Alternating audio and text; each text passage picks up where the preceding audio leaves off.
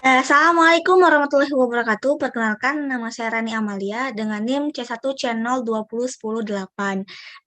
Di video kali ini saya akan menjelaskan tentang konsep dan dasar hukum dari pajak penghasilan.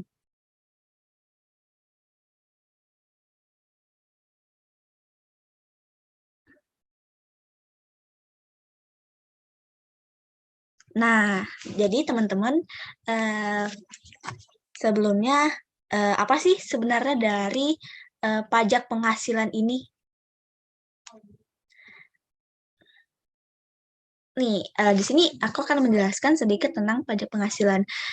Pajak penghasilan atau PPH adalah pajak yang dikenakan kepada orang pribadi atau badan atas dasar penghasilan yang terima atau diperoleh dalam 1 tahun pajak.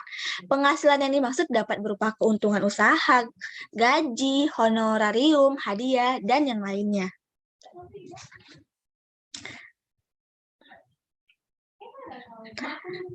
Adapun dari beberapa jenis PPH seperti PPH pasal 5, PPH pasal 19, PPH pasal 21, PPH pasal 22, PPH pasal 23, PPH pasal 24, PPH pasal 25, PPH pasal 26, PPH pasal 29, dan PPH final pasal 4 ayat 2. Ini ya teman-teman, jadi ini adalah jenis-jenis dari PPH, pajak penghasilan. Kemudian apa sih sebenarnya fungsi dari pajak penghasilan ini? Mengapa sih diterapkan suatu pajak penghasilan? Nah, jadi fungsi dari pajak penghasilan ini terbagi menjadi 3. Yang pertama itu adalah mendukung distribusi pemerataan penghasilan.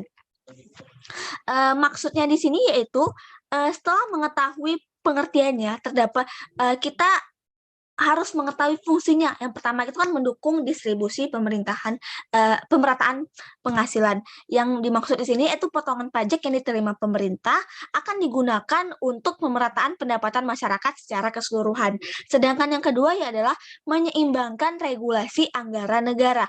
Maksudnya di sini yaitu pajak penghasilan ini dikenakan secara merata bagi setiap perorangan atau pekerja yang ada di Indonesia. Tentu hal ini akan memberikan andil yang cukup besar pada regulasi anggaran. Dengan begitu, pajak penghasilan ini dilakukan untuk menyeimbangkan regulasi anggaran dan kebijakan di masyarakat, baik dari segi ekonomi maupun sosial. Dan yang terakhir adalah menjaga stabilitas ekonomi.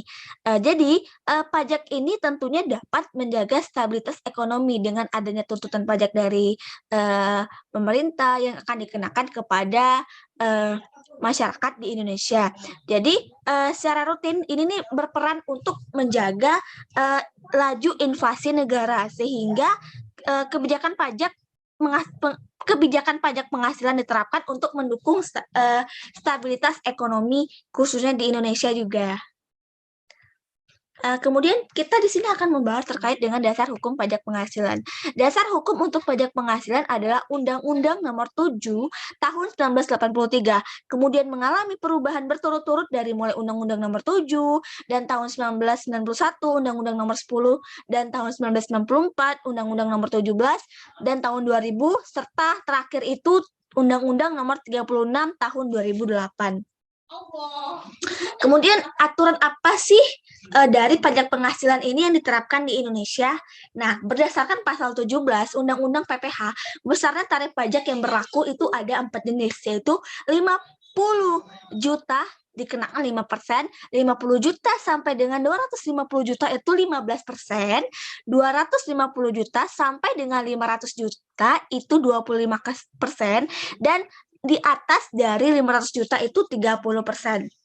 Selanjutnya, selain pertimbangan PKP, pajak penghasilan juga ditentukan dengan menyesuaikan penghasilan tidak kena pajak atau PTKP. Dalam hal ini, PTKP juga mempunyai kriteria aturan khusus yang berbeda dari PKP, yaitu sebagai, ada 4 nih teman-teman. Yang pertama itu 54 juta bagi wajib pajak pribadi, 4.500.000 bagi wajib pajak yang telah menikah, 54 juta bagi wajib pajak istri yang penghasilannya digabung dengan suami, dan terakhir itu tambahan 4.500.000 bagi setiap anggota keluarga sedara atau anak angkat yang menjadi tanggungan maksimal 3 orang untuk setiap keluarga.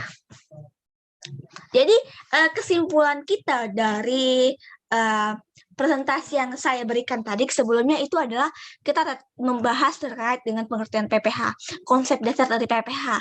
PPh itu adalah pajak yang dikenakan kepada orang pribadi atau badan atas penghasilan yang diterima atau diperoleh dalam suatu tahun pajak. Jadi penghasilan yang maksud dapat berupa keuntungan usaha, gaji, honorarium, hadiah, dan lainnya. Dan juga fungsi dari pajak penghasilan itu ada 3, teman-teman. Yang pertama itu untuk mendukung distribusi pemerataan penghasilan. Yang kedua menyeimbangi regulasi anggaran negara.